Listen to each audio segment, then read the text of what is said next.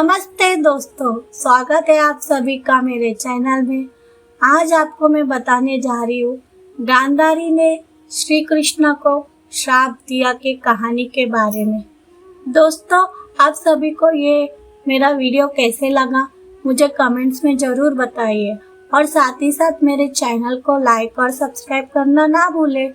तो शुरुआत करते हैं आज की कहानी, गांधारी ने श्री कृष्ण को श्राप दिया की कहानी। महाभारत की कथा में जिन सशक्त महिला का जिक्र आता है उसमें एक नाम गांधारी का भी आता है।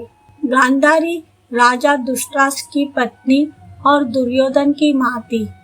भगवान श्री कृष्ण गांधारी को बहुत सम्मान करते थे, लेकिन इसके बाद भी गांधारी ने श्री कृष्ण को श्राप दे दिया। महाभारत का युद्ध 18 दिनों तक चला था। महाभारत युद्ध में सबसे विनाशकारी युद्ध माना जाता है। महाभारत का युद्ध आरंभ होने से पूर्व राजा धृतराष्ट्र ने विदुर से इस युद्ध को लेकर उनके विचार जानने चाहे। तब विदुर ने कहा था कि महाभारत का युद्ध सबसे विनाशकारी साबित होगा। अंत में विदुर की महाभारत का युद्ध को लेकर की गई भविष्यवाणी सच साबित हुई। महाभारत युद्ध धृतराष्ट्र के विरुद्ध मोह और दुर्योधन की महत्वाकांक्षाओं का परिणाम था।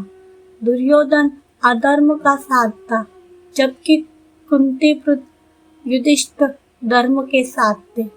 नतीजा यह हुआ कि इस युद्ध में दुर्योधन के साथ कौरव वंश का नाश हो गया।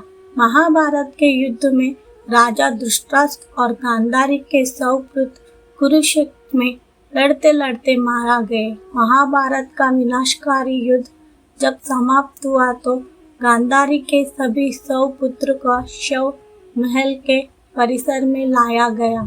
जब महल में परिसर में 100 पुत्रों का एक पंक्ति में सफेद वस्त्र में लिपटा देखा तो गांधारी को बड़ी दुख हुआ। वे वही विलाप करने लगी। इस बीच वहां पर श्री कृष्ण आ गए। भगवान श्री कृष्ण गांधारी का बहुत आदर और सम्मान करते थे। श्री कृष्ण शोक व्यक्त करने के उद्देश्य से जब गांधारी के पास पहुंचे तो श्री कृष्ण को देख गांधारी को क्रोध आ गया। विलाप कर रही गांधारी ने रोते रोते ही श्री कृष्ण से कहा कि ये सब तुम्हारा ही किया हुआ है। गांधारी ने श्री कृष्ण से कहा कि श्री कृष्ण, यदि तुम चाहते थे इस युद्ध को टाला जा सकता था, लेकिन तुमने ऐसा नहीं किया। गांधारी ने श्री कृष्ण से कहा, इस कृत्य के लिए तुम्हें कभी माफ नहीं करूंगी। श्री कृष्ण दोनों हाथ जोड़कर गांधारी की सभी बात को धैर्यपूर्वक सुन रहे थे।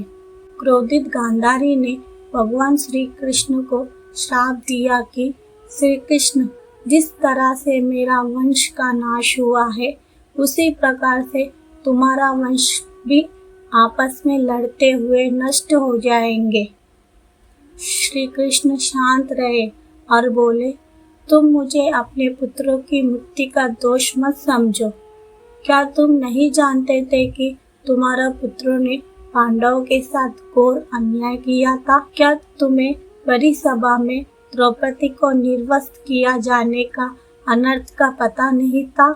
और जब भी दुर्योधन युद्ध में जाने से पहले तुमसे विजय होने की आशीर्वाद मांगता तो तुम ही तो उसे यतो धर्मस्थो जय, अर्थात जिसके पक्ष में धर्म होगा उसकी ही विजय हो का आशीर्वाद देती।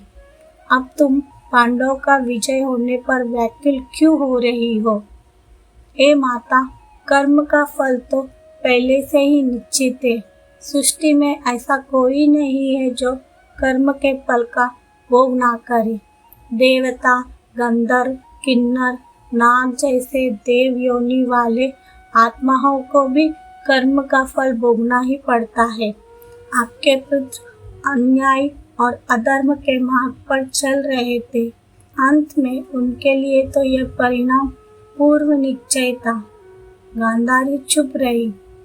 श्री कृष्ण फिर बोले, अंत में विजय धर्म और न्याय का ही होता है।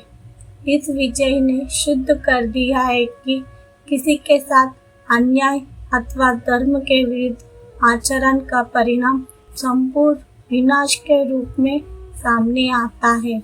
महाभारत के युद्ध समाप्त होने के 36 वर्ष के बाद गांधारी का शाप का असर आरंभ हो गया।